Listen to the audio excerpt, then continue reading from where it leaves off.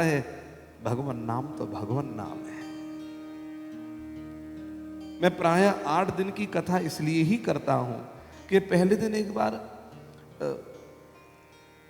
Match making तो हो जाए, इधर हार्ट की और उधर हार्ट की सबके कनेक्शंस जुड़ तो जाए।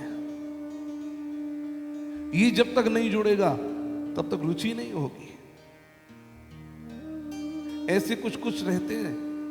आप जब कभी विदेशों में जाते हैं, इंडिया में भी आजकल है राइड्स करने के लिए, कोई राइड्स करने जाते हैं तो कहते हैं इस हाइट के बच्चे इस राइड में नहीं जा सकते, या फिर इस हाइट के जो बच्चे होंगे उनका चार्ज लगेगा, इससे नीचे के फ्री हैं। तो इस भागवत कथा की राइड में कौन एंट्री मार सकता है, उसके लिए आज पहले टेस्टिंग तो होगी। या फिर किंबा ऑपरेशन करने से पहले डॉक्टर चेक करता है बीपी कैसा है, डायबिटीज कैसी है। वो अगर बढ़ा हुआ आता है डॉक्टर कहता है अभी ऑपरेशन नहीं कर सकते। क्यों? बोले पहले सबको नॉर्मल करना पड़ेगा। तो ऑपरेशन कब करेंगे? नॉर्मल हो जाएगा तब कर लेंगे। तो उसके लिए क्या? बोले मेडिसिन देने हैं। तो आज का दिन पहले दिन टेस्टिंग है। कौन कल से इस ऑपरेशन में सम्मिलित हो सकता है, उसके लिए आज टेस्टिंग है। जहां पर सब चीज बैलेंस बराबर होगा तो कल से फिर बुलवाना नहीं पड़ेगा, फिर अपने आप आएंगे, बैठेंगे, हम बिल्कुल परफेक्ट हैं इस टेस्ट के लिए, हम इस ऑपरेशन के लिए बिल्कुल परफेक्ट हैं। फिर उसके बाद मन के भीतर का ऑपरेशन शुरू। तो आज भागवत के 6 अध्याय की चर्चा हम करेंगे। वह भागवत की महिमा को बताते हैं। भागवत क्या है? मैंने कहा ना भागवत अनमोल है, वह बिल्कुल ठीक है। भागवत का एक अक्षर भी कान में पड़ जाए और कोई सोचे कि मैं इसको एक अक्षर को मैंने खरीद लिया है, वो करोड़ों रुपया भी यदि दे देता है तो भागवत का एक अक्षर नहीं खरीद सकता। जब करोड़ों रत्न देकर के भी भागवत का एक अक्षर नहीं खरीदा जा सकता है तो विचार करके देखिएगा, भागवत के जब 18,000 श्लोकों का वाचन किया जाएगा, भला उसकी कीमत कोई कैसे चुका सकता है। यह साधारण पुस्तक नहीं जो दिख रही है कि पुस्तक ही तो है। जीवन की व्यथा को मिटा दे उसका नाम है कथा। केन प्रकारेण कथा, कथा कैसे सिद्ध होती है? ये न प्रकारेण यथा तेन प्रकारेण तथा, तो केन प्रकारेण कथा, ये व्याकरण के अनुसार। जैसे कई बार वो एक मूवी आपने देखी होगी, उसमें प्रश्न किया कि डीओ डू टीओ टू तो जीओ गू क्यों नहीं होता, गो क्यों होता है? ये अंग्रेजी में। तो भागवत केन प्रकारेण कथा, ये कथा क्या है? एक बार इसको सुने, इसका चमत्कार क्या है इसको सुने, उसके बाद में महात्मा में प्रवेश करेंगे। हमारे एक नारायण दास भक्तमाली जी, बक्सर वाले मामा जी, बड़े विलक्षण संत हुए। उन संत की पहले महिमा बताऊं तब आपकी उन संत की वाणी में रुचि होगी। वो संत कैसे रहे? किसी ने नाम यहां पर सुना है नारायण दास भक्तमाली जी, बक्सर वाले? यहां नहीं सुना होगा। उनकी एक महिमा सुना दूं। वह श्री सीता जी को अपनी बहन के रूप में मानते थे और श्री राम जी को बहनोई के रूप में। सीता राम का विवाह जैसा बक्सर में उनके यहां होता था, आज भी संभवतः, मैं तो गया नहीं, सुना है कान से, दर्शन मैंने किए हैं। उनको हर कोई मामा जी कहता था। नारायण दास भक्तमाली जी, बक्सर वाले मामा जी, लगभग 5 साल पहले वो थे, 5 साल पहले तक वे थे शरीर से। तो महाराज उन्होंने, वह कहते थे जब पद गाया जाता था, पहुना, पहुना जानते हो किसे कहते हैं? पहुना कहते हैं जमाई को, घर का जमाई होता है ना। तो गाते थे जब सीता जी का विवाह हो जाता था और सीता जी विदा होकर के जाने लग रही हूं, तब कहते थे जमाई को, हे पहुना एही मिथिले में रहुना, जो सुख तुम्हारी ससुरारी में, जो सुख तुम्हारी ससुरारी में, वो सुख और कहूँ ना। हे पहुना यही मिथिले में रहुना। अरे राम जी पहुना, अरे जमाई बहनोई यहीं रह जाओ। पूछा राम जी ने क्यों? बोले जो सुख तुम्हारी ससुरारी में, जो ससुराल में तुम्हारे सुख मिलेगा ना, इतनी खातिरदारी की जा रही है, ये जो तुमको सुख मिलेगा, ये साली है, ये सरेज है, ये साला हेली है, ये जो तुमको बार बार लाड़ किया जा रहा है, चले जाओगे तो अयोध्या में कोई पूछेगा भी नहीं। जो सुख तुम्हारी ससुरारी में, अरे वो सुख और कहूँ ना। ए पहुना यही मिथिले में रहुना। इस तरह से भाव से वे गाया करते।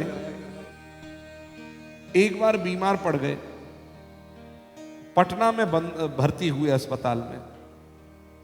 तो डॉक्टर ने, उनका गला बहुत भारी था और वो हारमोनियम यहीं पर रखते थे और गाते थे। हारमोनियम यहीं रखते और गाते।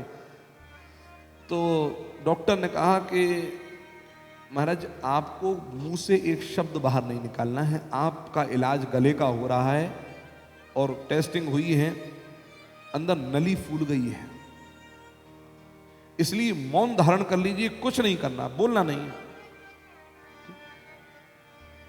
डॉक्टर की बात तुरंत माननी चाहिए, मरीज बन के पहुंचे हैं, मान गए। अगले दिन डॉक्टर जब आया देखने के लिए तो पूरे पसीने से लथपथ थे। अच्छा, उनका जो प्रसाद था, सेवक पटना से ही घर से प्रसाद लेकर आता था, अस्पताल का पाते नहीं थे, तो घर का प्रसाद उनको पवा दिया जाता था, वे पा लेते थे। अगले दिन डॉक्टर आया तो एसी रूम और पसीने से लथपथ। तो डॉक्टर ने बीपी सब चेक किया, सब नॉर्मल। डॉक्टर के समझ में नहीं आए कि एयर कंडीशन रूम में इतने पसीने क्यों आ रहे। बड़े डॉक्टर को कॉल किया जा रहा है, तो मामा जी जो बेड पर लेटे थे वो डॉक्टर को इशारा करने लगे। मौन का अर्थ यही है, ये भी मौन नहीं है पूरा। मौन का अर्थ भी ना निकले, पक्का मौन तो यही है, और जिसमें निकल जाएगा वो कच्चा मौन है। तो डॉक्टर को इशारा किया। सेवक ने कहा महाराज आपको महाराज बोल रहे हैं, एक बार डॉक्टर साहब बोलिए। क्या बोल रहे हैं? स्लेट पे बत्ती से लिख करके दिया कि आपने मौन होने की बोल रखी है, बोलूं कैसे? पहले मुझे बोलने के लिए स्वीकृति तो दो, तब तो बोलूंगा।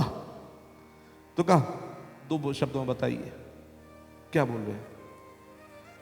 आप मुझसे मना करके गए थे, बोलना नहीं है। हाँ, मैंने नहीं बोला। रात को जब सोया तो सपने में सुंदर सुंदर संतों के दर्शन हुए, अयोध्या के, बनारस के, मिथिला के, बड़े सुंदर सुंदर संतों के दर्शन हुए। उस सबने मुझसे कहा मामा जी हमें तो फुलवारी का प्रसंग सुना दीजिए। फुलवारी का प्रसंग समझते हो? पहली बार श्री सीताराम का मिलन जो जनकपुर में हुआ था बगीचे में, वो फुलवारी का प्रसंग, प्रथम सीएपीए मिलन, उस प्रसंग को सुना दीजिए। तो पूरी रात हारमोनियम लेकर के उनको सपने में सुनाया है। और वो सुनाने में जो मुझे मेहनत लगी, श्रम लगा, उसके कारण ये पसीने तुम्हारा डॉक्टर पता भी नहीं लगा पाएगा। ये मेरी मेहनत का पसीना है। अब आप विचार करके देखना, डॉक्टर की आंखें भर आई कि जिन संत को सपने में भी संतों का दर्शन होता हो, और जो सपने में भी केवल भगवान की कथा की ही चर्चा करते हो, उनका कोई बाल भी बांका कैसे कर सकता है। और ऐसे संत को मैंने मौन रहने को बोला। डॉक्टर की आंखें भर आई। डॉक्टर कहता मामा जी तुम तो सुनाओ कथा, तुम्हारा कुछ भी नहीं बिगड़ सकता। ऐसे संत थे नानदास भक्तमाली जी, बक्सर वाले मामा जी। तो वह कथा की महिमा बताते और कहते, हरि कथा का चमत्कार अद्भुत सखे। हरि कथा का चमत्कार अद्भुत सखे। प्रभु के चरणों में धरि के व्यथा सब हरे। प्रभु के चरणों में धर के व्यथा सब हरे। हरि के चरणों में धरि के व्यथा सब हरे। हरि के चरणों में धर के व्यथा सब हरे। होवे कैसे भी पामर पतित पात की। होवे कैसे भी पावर पतित पात की। कैसा भी पामर पतित माने पापी जीव हो, कैसा भी पापी जीव हो, जिसने कितने भी पाप किए हों, होवे कैसे भी पामर पतित पात की। शरण आवे तो उनको भी पावन करे। शरण आवे तो उनको भी पावन करे। ये हरि की कथा का चमत्कार। ये शरण आवे शर्त है यहां पर, भ्रमित नहीं किया गया कि पुराना टेलीविजन लाइए नया ले जाइए, पुरानी फ्रीज लाइए नया ले जाइए। ऑफर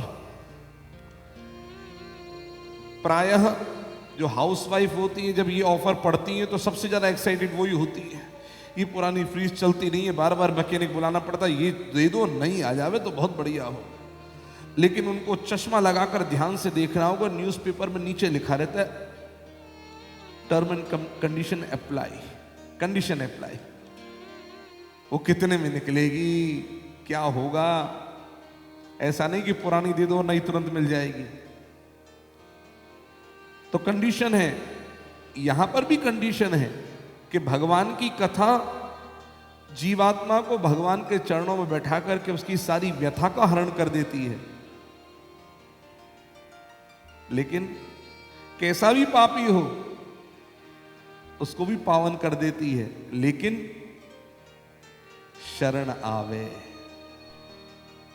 जो उसकी शरण आवेगा, जो उसकी शरणागत होगा, केवल उसी के लिए ये कंडीशन है।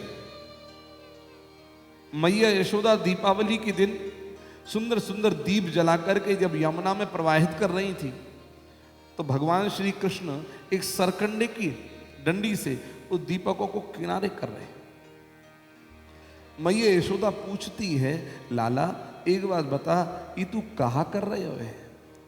भगवान मुस्कुराए करके बोले, मैया दिख नहीं रहे हो, बहते हुए इनको किनारे लगाए रहे हो। भगवान की बात में कितनी गंभीरता थी। ये संसार सागर भव सागर है, हम सब जीवात्मा बह ही तो रहे हैं।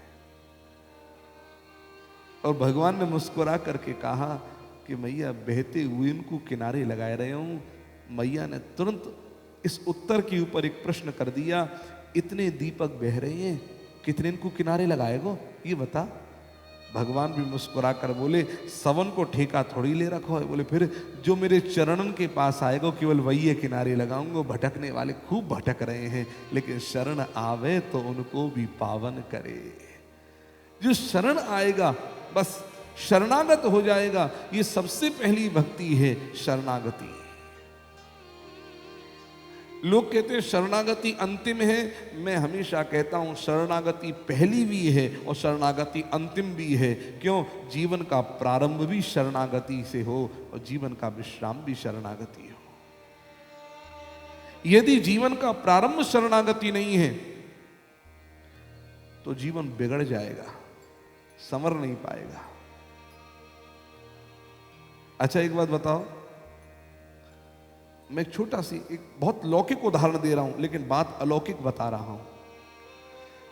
मेला में गए हो बच्चों को लेकर के,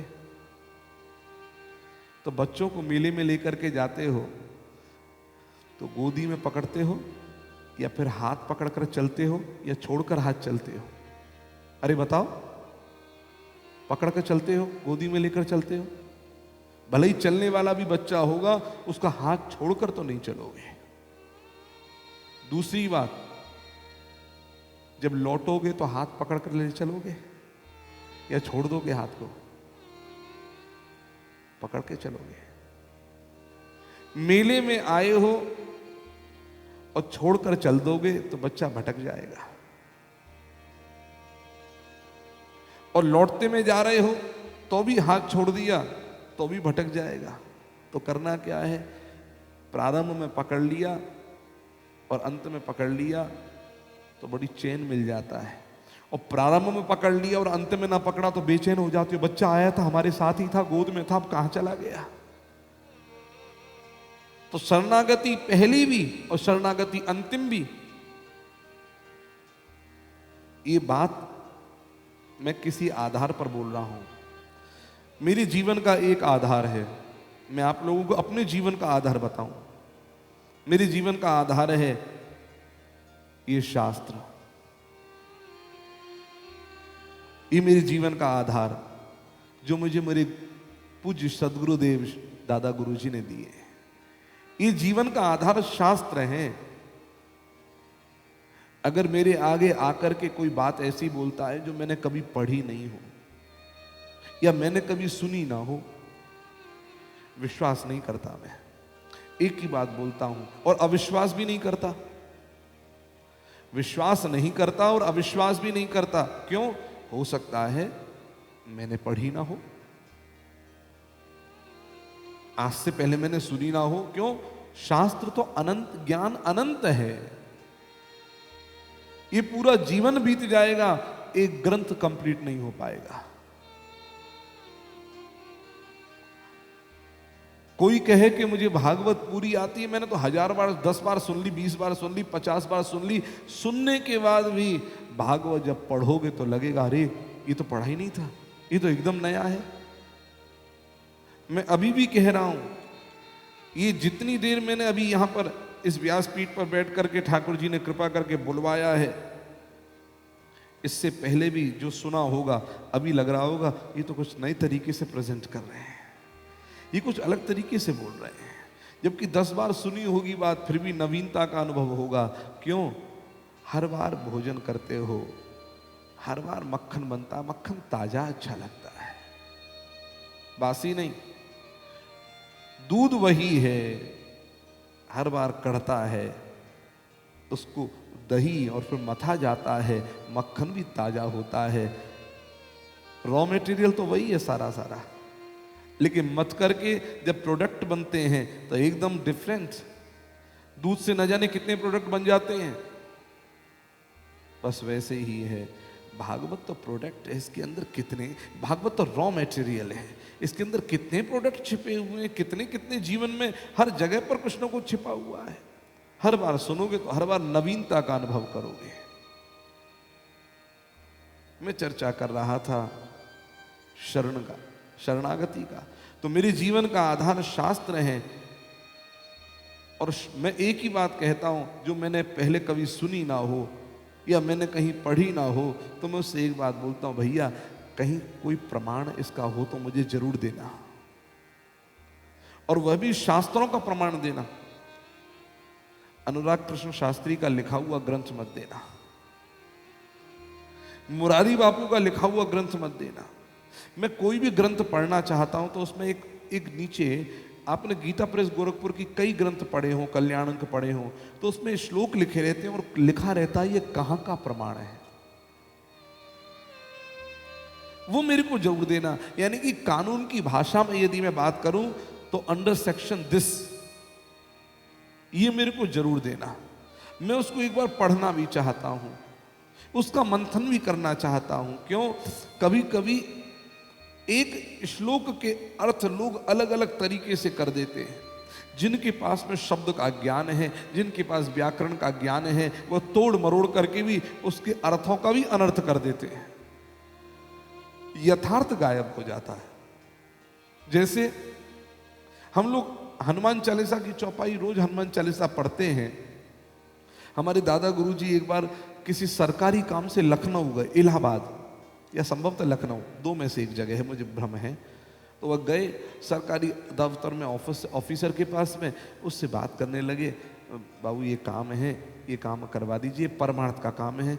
अरे अरे, हमने मना कब किया शास्त्री जी, काम तो हम करवा देंगे, लेकिन एक चीज है। बोले क्या? या कोई भी काम आपने शायद दरवाजे पर एक लाइन नहीं पढ़ी। बोले कैसी लाइन? बोले हो त न आज्ञा बिनु पैसा रे।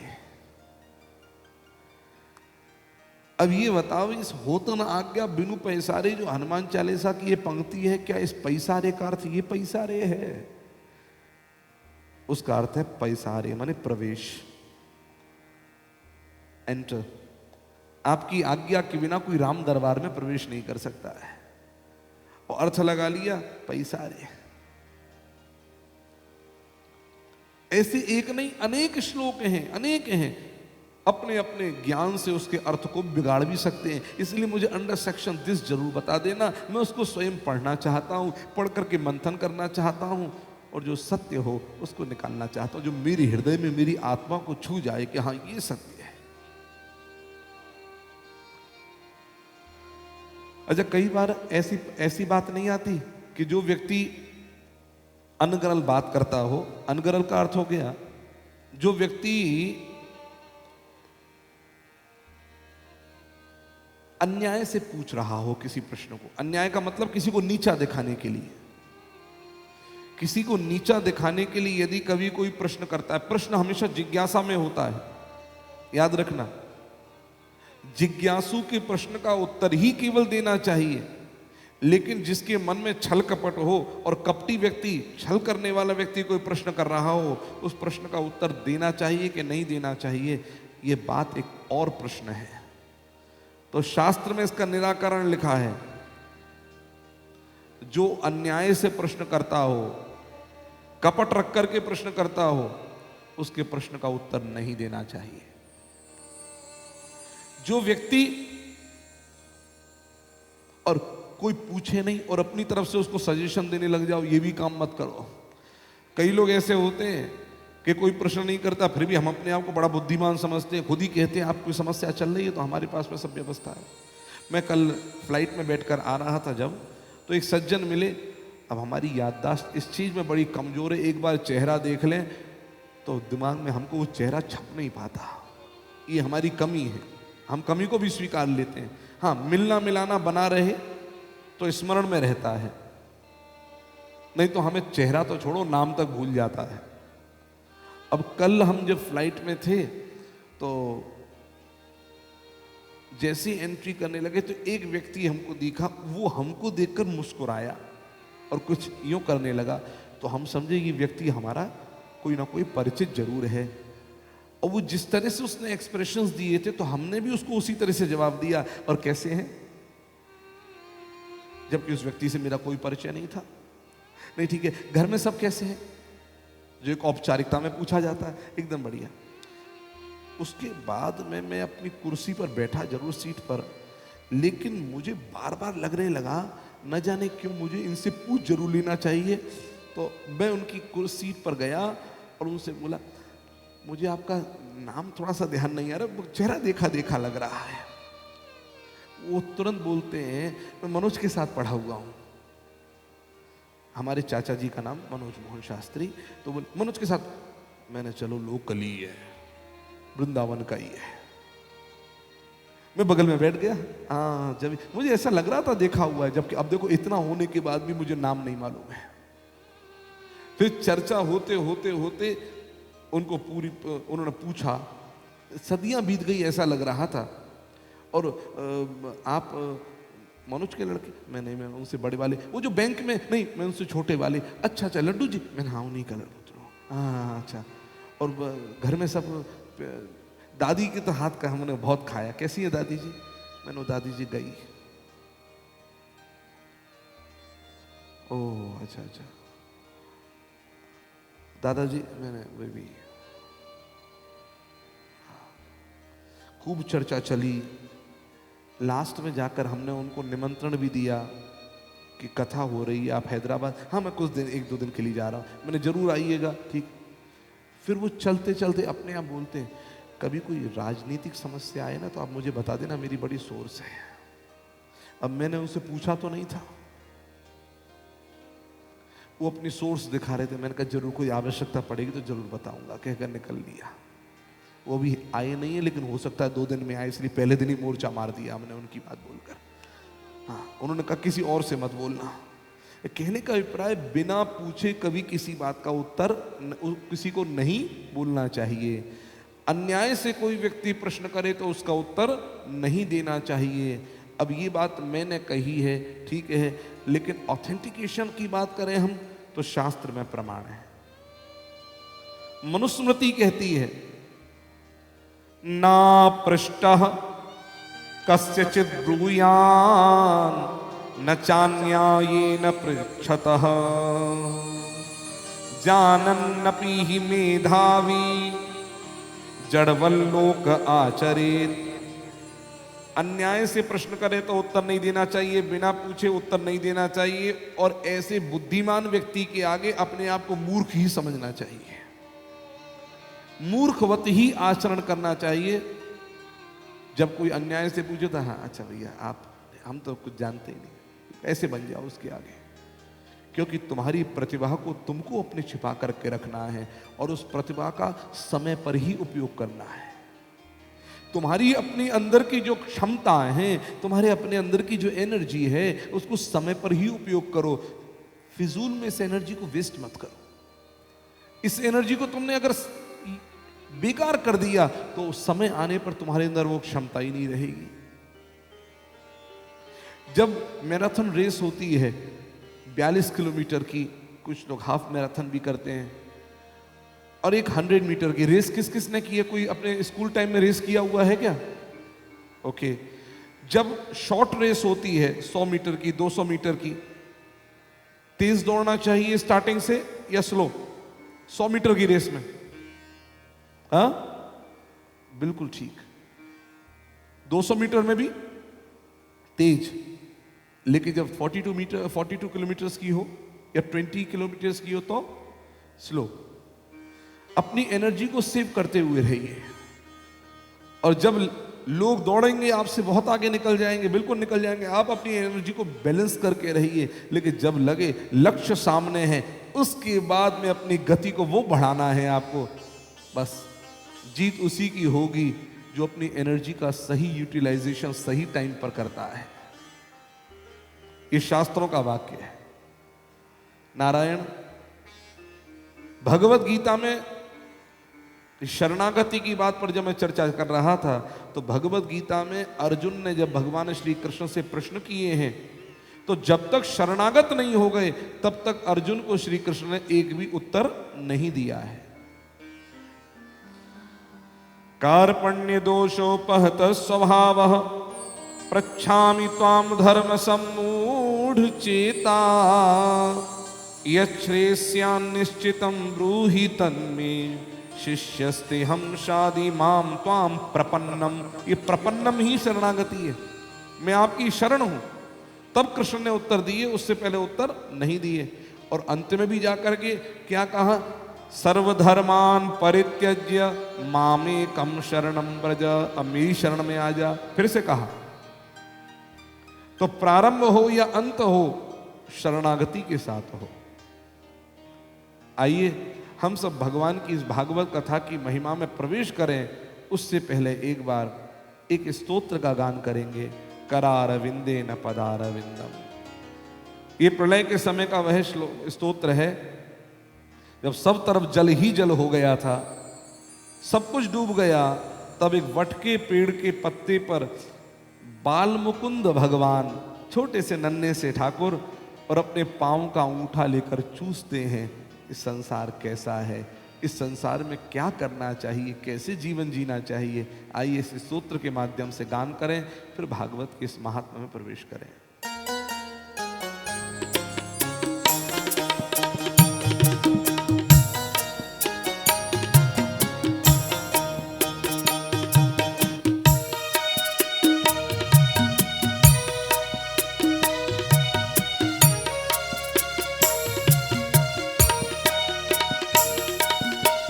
करारविन्दे न पदारविन्दं मुखारविन्दे विनिवेशयन्तं तटस्य पत्रस्य पुटे शयानं बालं मुकुन्दं मनसा स्मरामि श्रीकृष्ण गोविन्द हरे मुरारे हे नाथ नारायण वासुदेव जिह्वे पिबस्वा प्रथमे